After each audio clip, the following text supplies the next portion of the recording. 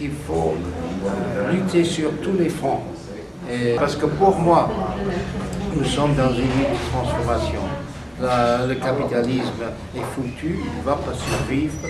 C'est plus la question est-ce qu'on veut le capitalisme ou non, mais qu'est-ce qu'on veut avec quoi est-ce qu'on veut le remplacer. Et la droite, les gens du pouvoir veulent un autre système qui maintienne les inégalités, les hiérarchies. Ça peut être autre chose que le capitalisme. Pour eux, ce qui importe, c'est le résultat, ce qui est une structure pyramidale dans laquelle ils sont ou non.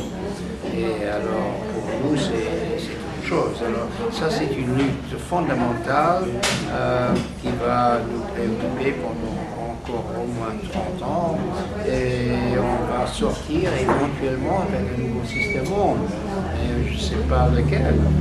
¿Usted cree que los movimientos sociales pueden ser el factor de cambio para llevar a una transformación social?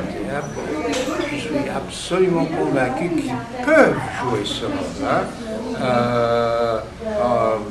Les partis politiques jouent un rôle essentiellement secondaire. Ce sont des structures de défense. On élit un gouvernement de gauche dans un pays ou dans un autre afin que les choses ne s'empirent pas. Pas afin que les choses changent, mais c'est une sorte de défense immédiate contre la perte de certaines choses importantes pour les classes ouvrières, etc. Mais on ne danse pas dans les rues quand on a une victoire. Bon, prenons le cas des États-Unis. On va élire maintenant Barack Obama. Bon, j'en suis sûr. Et ça, c'est bon. Et ça, c'est bon dans la mesure qu'on n'aura pas ces éléments imbéciles républicaines avec le jeu d'ultra-droite et on n'aura pas le jeu traditionnel du centre américain. On aura un type intelligent au pouvoir qui est un peu plus ou moins à gauche, mais qui ne va pas transformer le monde. C'est une mesure défensive. Bon, je suis pour. Je vais voter pour. J'en suis même enthousiaste, mais je ne pense pas que ça c'est la révolution. C'est sûrement pas la révolution. Alors, une fois au pouvoir, il faut faire une pression populaire sur lui afin qu'il bouge un peu plus à gauche qu'autrement. Et c'est la même chose en Italie ou en France ou n'importe où.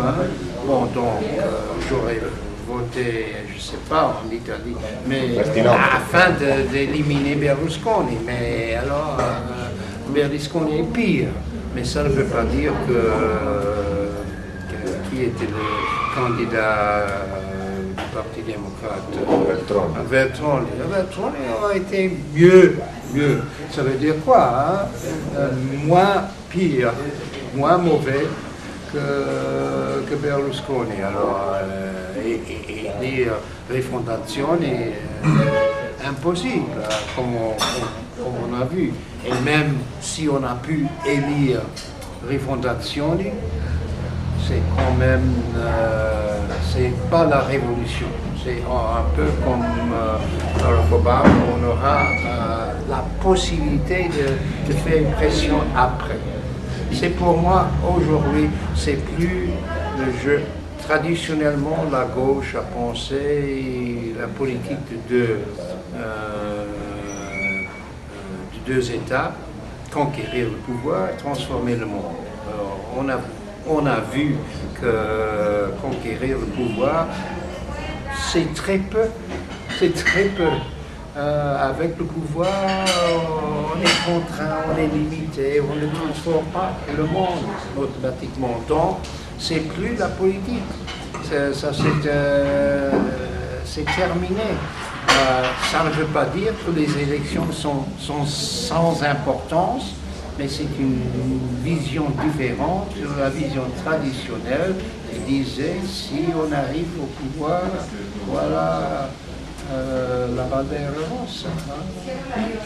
Y aquí nos encontramos para luchar en contra de los acuerdos comerciales que Europa quiere imponer a los países de la región. ¿Qué piensa usted de los errores políticos? Les accords commerciaux, pour moi, c'est en général une question secondaire. Pour les pays du Sud, ce qui est important, c'est de maintenir une marge d'action, avoir multiples possibilités.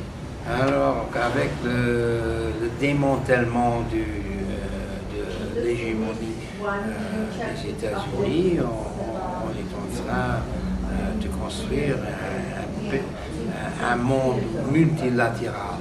Et pour les pays d'Amérique du Sud, n'importe quelle partie du Sud, le fait qu'ils peuvent transiger avec la Chine, avec la Russie, avec l'Europe occidentale, avec les États-Unis, ça leur donne une possibilité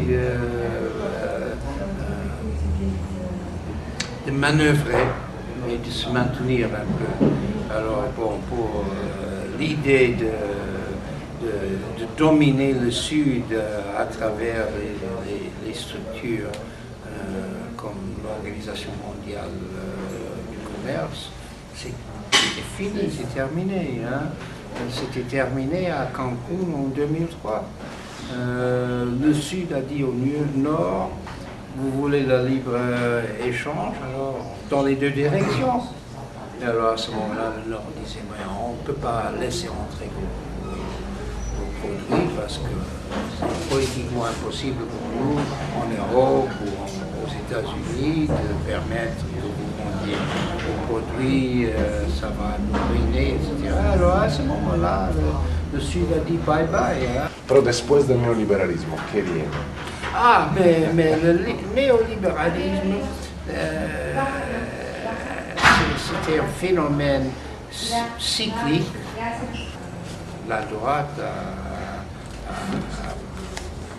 pris l'occasion d'une sorte de stagnation dans l'économie capitaliste pour construire ce qu'eux appellent le néolibéralisme ou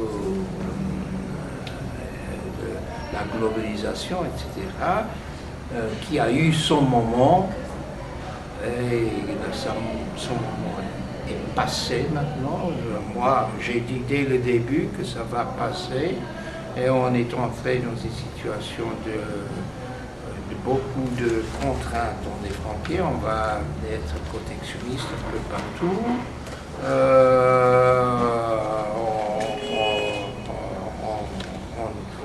On n'est plus dans les pays du Nord